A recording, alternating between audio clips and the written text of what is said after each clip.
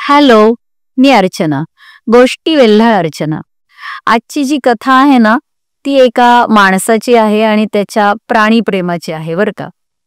एक माणूस होता आणि त्यांनी एक कुत्रा पाळलेला होता. ते कुत्र म्हणजे त्याचा जीव की प्राण होतं. अगदी आपल्या घरातलं एखादं लहान बाळ आपण जसं सांभाळतो, तसं तो त्या कुत्र्याचं सगळं करायचा. त्याला नावमाखू घालायचा, त्याला फिरवून आणायचा, कुठलीही नवीन गोष्ट त्याला कुत्र्यासाठी छान वाटली की लगेच ते सगळं करायचा. त्यामुळं ते कुत्र आणि तो म्हणजे असं खूप त्यांचं गुळपीट होतं. तो कुत्रही त्याचा खूप लाडका होता.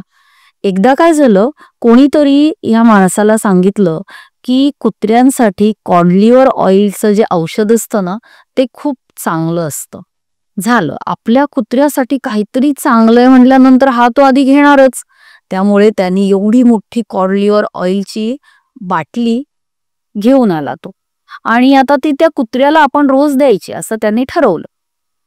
त्याप्रमाणे ठरल्याप्रमाणे त्यांनी त्या कुत्र्याला आपल्या जवळ घेतलं, दोन पायामध्ये गच्च पकडलं, कॉड लिव्हर ऑइलची जी बॉटल होती त्यातलं ते एका चमच्यामध्ये ते ऑइल घेतलं आणि एका हाताने त्याचा जबडा पकडून असा सगळा द्राविडी प्राणायाम करून तो चमचा त्याच्या तोंडामध्ये कोंबला.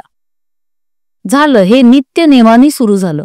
कुत्र्याला आपल्या दोन पायांमध्ये ओढणं, त्या चमच्याने ते कॉड लिव्हर ऑइल ओतणं आणि असा हाताने तो जबडा फाकून त्याच्यामध्ये ते औषध त्याला देणं.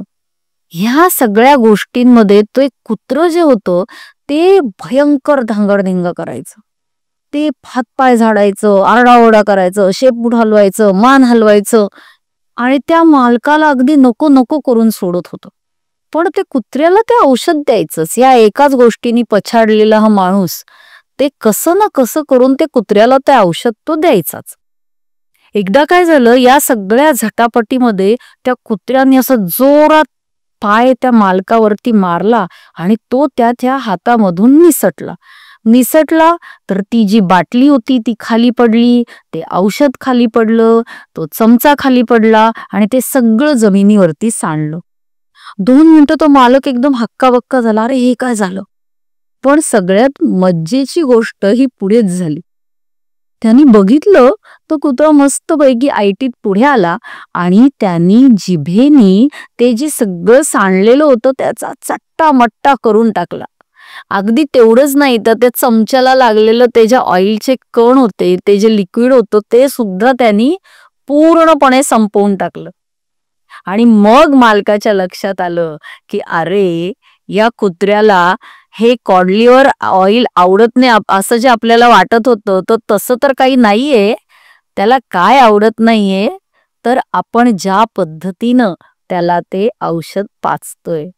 किती म्हणजे छोटीशी घटना आहे, पण याचे जर संदर्भ जोडायला गेले तर आपण बघा ना, बरेचदा आपल्या बाबतीत पण असं होत असतं बरं का, की आपण कधी कधी ना समोरच्या बाबतीत त्या दुसऱ्याच्या बाबतीत खूप जेन्युइन विचार करत असतो, खूप मनापासून काहीतरी त्यांच्यासाठी करण्याचा विचार करत असतो. आपण ते करतो सुद्धा, पण आपण ज्या पद्धतीनं ते करतो ती जर पद्धत चुकीची असेल तर समोरच्याच्या मनात आपल्याबद्दल गैरसमज होऊ शकतात.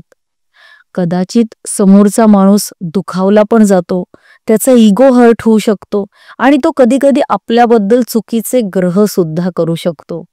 त्यामुळे आपलं जे काही जेन्युइन देणं आहे किंवा आपलं जे काही समोरच्या बद्दल काहीतरी करणं आहे ते आपण अशा पद्धतीनं करूया की ते समोरच्या पर्यंत नीट मॅनर मध्ये जाईल. What is more important, giving or the way, हे आपण लक्षात घेतलं पाहिजे, नाही का?